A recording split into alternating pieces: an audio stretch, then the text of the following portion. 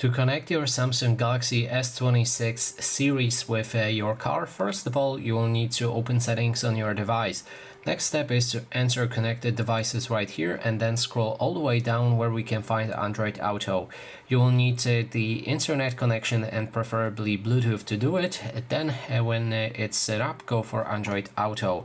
From here, select Connect a Vehicle, and if you do it, then it may transfer you to Google Play Store, where you will need to update Android Auto app. When the app is fully updated, there's two ways to connect it with your car. First one is through the cable. If you have a cable that allows you to connect your phone and your car, you can try it. Plug in your phone right now and into your car, and then if the setup allows you to continue, that means it works and you can continue. If it doesn't, you can always try to connect it using wireless Android Auto. That means the wireless option through the Bluetooth. Select this option and then enter a pairing mode on your car. Depending on your car model, it's always different, so I would just recommend to Google how to enter pairing mode and then your car model.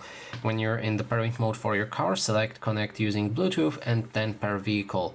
From this list, look for available devices. You should see your car name, and then you can select it and connect it with your phone. And that is basically everything. Thanks so much for watching.